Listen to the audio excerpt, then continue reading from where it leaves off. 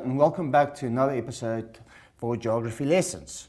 Today we're going to discuss economic geography. Now in our previous episode we also looked at economic geography, but we focused on the primary activities that create economic development in South Africa. And we look in particular to farming and mining. But in today's lesson we're going to have a look at the secondary economic activities.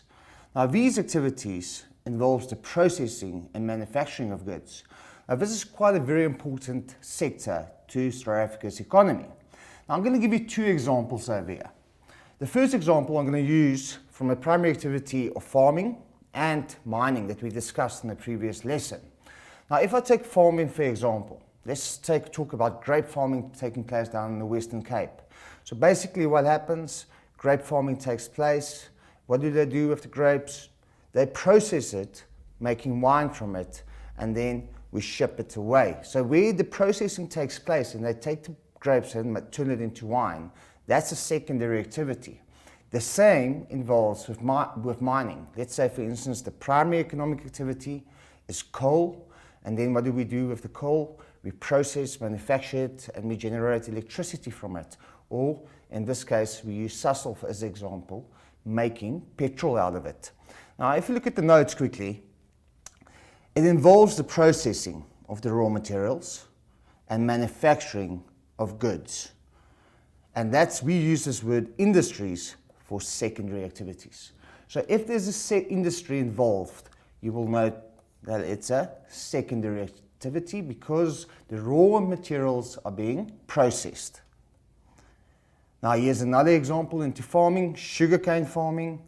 Now, it's an industry with the sugar refineries. The term is wood, for instance, forestry is another example.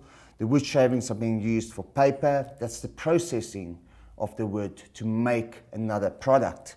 And we can look at stock farming as well as an example. The cow hides, they turn into the leather after the cows, for instance, being used for their meat. They can have another purpose, use their hides for leather, and then processing it, manufacturing in industries, making shoes or handbags out of it. Now we've got two different types of industries. Now we discussed it in our last lesson when we looked at the urban profile. Now we got light industries and we got heavy industries. And I hope you paid attention. When you look at the light industries, it's usually very close to the CBD and close to suburban areas. But our heavy industries are usually on the outskirts, on the rural-urban fringe. Now, if you can remember what the rural-urban fringe is, it's that transition zone from the urban areas to the rural areas.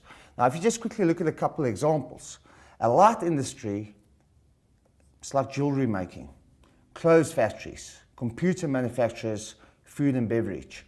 Now, the light industries will usually be very close to your consumers. The simple reason for it, because if you look at this example over here, it can be perishable, means the food can go off. So they need to be close to the consumer so the consumer can still use it and the product is still fresh.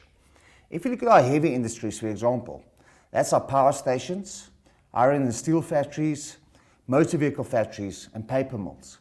They will usually be on the outskirts of city areas or suburban areas, mainly because of the amount of noise pollution and air pollution that they create. I mean, if you look at a power station, most of South Africa's electricity is still generated by coal power stations. If you look at the location, I've already mentioned it, in the city, in the CBD, or the zone of the DK. We discussed that also in the previous lesson, is the area just surrounding the CBD. Or many places have industrial estates, an area that's specifically for light industries. And very importantly, when we place these industries, we always make sure that they're close to many transport routes and easy access to main roads. Now, as you can see, the heavy industries, for example, is usually on the outskirts and sometimes very close to the source where the raw material is being extracted.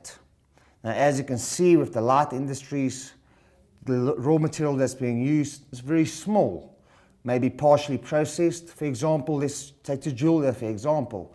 If you look at the quantity of diamonds, it's not going to be massive when he's making the rings and designing the rings. But if you look at heavy industries, and I'm going to use a coal power station once again, it's usually large and bulk, and it's not processed. So they take the raw material and they process it to turn it into something else what they need to use it for. The land requirements, no specific needs. It might be in multi-story buildings. But if you look at the heavy industries, a couple of things need to be important over there. They need to get water, enough water. They need flat land and usually single-story buildings. If you look at the infrastructure, it's using existing road networks and local power supply. So that's, for instance, same electricity that me and you use in our houses, supply these businesses with electricity as well as services, so, such as sewage, such as water, and such as electricity. Now, as you can see, these infrastructure change for heavy industries. They need to have access to railway lines and to major roads, and obviously water supply and power supply. Environmental impact. When we discuss environmental impact, we mainly look at pollution. Now, very little impact on the surrounding area. Most of the impact that this do create is for your urban heat islands. It might create higher temperatures in your urban areas because of the amount of pollution that they create. But your heavy industries, like we discussed previously, usually on the outskirts because it utilizes a large amount of water, if you think of your mining industries, and it creates a lot of air and noise pollution. If you look at our next slide, if you look at the industrial development in South Africa. Now, I've explained it to my Gr12 before. The thing is, you know, South Africa is quite a rich country in raw materials. We've got gold, platinum, coal. But the problem is we don't process all of it. We usually export it. So in future, South Africa needs to develop, process. We need to create a secondary market. We need to create a bigger secondary market. If you look what the notes tells us, the availability of raw materials in South Africa has led to the development of large industries or factories. So what we do is we either finish the raw material products or we leave it semi-finished so that the final product can be manufactured somewhere else. Now, if you look at the factors affecting the location of an industry, we've already discussed it. If you look at the difference between the light industries and the heavy industries, there's quite a few factors. And the ones that we need to concentrate on is where the raw materials is. How close are the natural resources or raw materials to the industry to make this product? Now, it's pointless to be a great distance because, like we've mentioned in that table of the heavy industries, they're transported in bulk. And obviously, we need to keep in mind the distance between the market and the raw material is cost effective if it's closer to where the raw materials are situated. And then, like I've mentioned, where's the market? How close is the market so that we can sell this product? Now, keep in mind, it needs to be cost effective. So how closer the market is to the raw materials is cheaper for the companies and it's more profitable. Now, the following factors can also affect the location of the industry. Transport, once again, major transport routes between the industry and the raw materials, very importantly, and then energy. Now, unfortunately, if you don't have energy, you can't be profitable, you can't make money. So it's very important that these companies, these industrial companies, have consistent electricity to process these raw materials and eventually to make the final product, manufacture the goods. Vitally important. And unfortunately in South Africa, we kind of struggle with the demand for electricity because of the growing population. But the government did make plans, for instance, Cougar, and we try renewable energy these days to improve our energy sufficiency. Now, just like the same with our farming and mining, the reason why industrial development can be promoted, what's the factors promoting industrial development in South Africa, is once again, we have a wide range of different industries.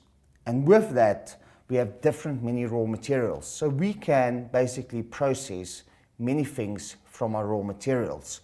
As you can see over there, a wide range of raw materials support different productions. Now, very importantly over here, a well-developed infrastructure like roads and railway lines, water and electricity assist industries to do business. If we are sufficient and we have got decent roads and railway systems, it's easier to get the product from point A to point B. And obviously with enough water and electricity, the companies, industrial areas, the companies can work and can be more profitable. So it's very important that they have these basic necessities to make a success of their company. Now, the availability of cheap level land makes it cheaper to develop industries. Now, keep in mind, if you want to build a factory, it's much cheaper to build the infrastructure on gentle, flat gradients than on hilly landscapes. And then once again, we saw it with farming and mining as well. We've got a large scale of unskilled and skilled labor force. Now, we discussed it in the last lesson. Unskilled is basically people who's not qualified. It's your basic laborers. If you look at skilled workers, it's people who's got qualifications or degrees, who knows the industry and has got exceptional knowledge in the industry that they are working. Now, unfortunately in South Africa, we got also factors hindering the industrial development in South Africa. It means we can't expand because there's some problems that arise from it. The biggest one is the distance between South Africa and the foreign markets. Now, if you look at it, most of our raw materials that we do mine are being shipped off to China, and that's extremely quite far. So the increase in transport cost makes profit less, unfortunately. Now, we did mention that we have unskilled and skilled labor force, but there's a shortage of skilled labor. Many of our skilled labor force do their trade in other countries, in foreign countries. Obviously, they might get paid more, or they get better living conditions, standard of livings in those countries. Now, basically what happens, what does South Africa do? We need to get skilled labor force from a different country, and because of the exchange, we need to pay them much more than we would have paid our own people. Now, a big concern, we looked at it in mining as well, is our labor strikes. Now, the strikes not only taking place in our primary economic activities, but also secondary economic activities. And unfortunately, if people do not work, people are unproductive, and that means there's going to be an increased cost to make more money. And then another problem in South Africa, there's a shortage of water and electricity, but our government did make future plans so that this is not going to disadvantage us in the future. Now, what's the importance of industrial development in South Africa? Now, first of all, same with the primary economic activities. It provides jobs. It decreases unemployment in our country. And most importantly, we can make money off it. Foreign exchange, for instance, exporting our raw materials, that means income for the country. Now, that income in the country can improve services for all of us.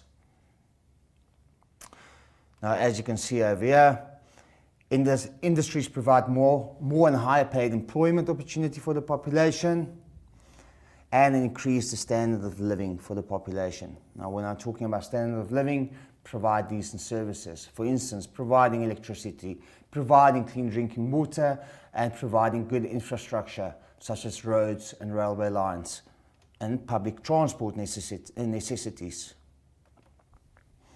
Furthermore, it increases the money from rates and taxes, very importantly, so the government can spend it in better infrastructure, like I've just mentioned, and other facilities. When I talk about other facilities, that includes schools as well.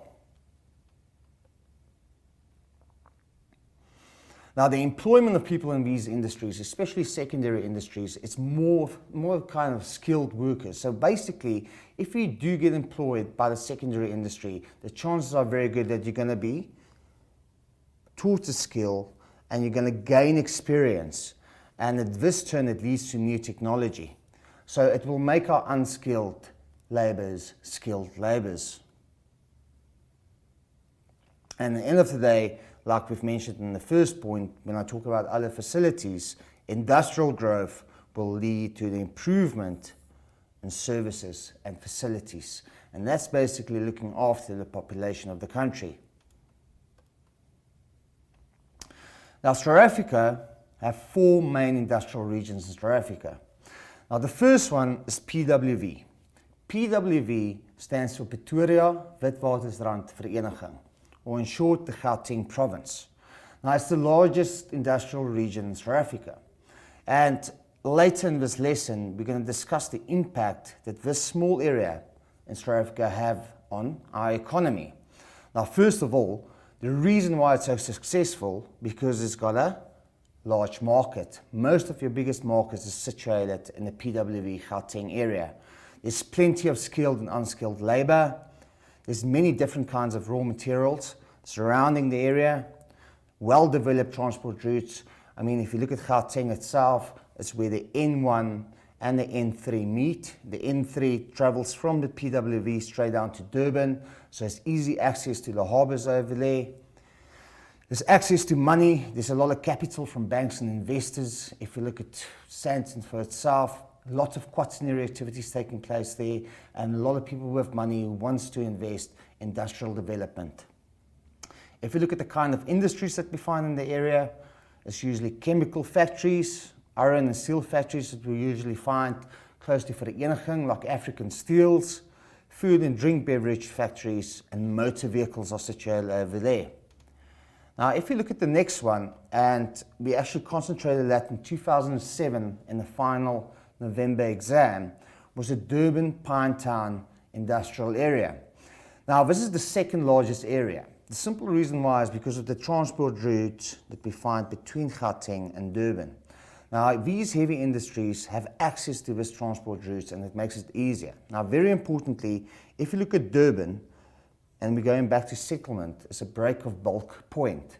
Now, it's an urban area. Now, if you can remember what that break of bulk point is, it's got 2 separate systems of transport. It's when one form of transport are being used towards another form of transport. For instance, the shipping coming in from China, it leaves the harbour onto the trucks and eventually being transported to Gauteng.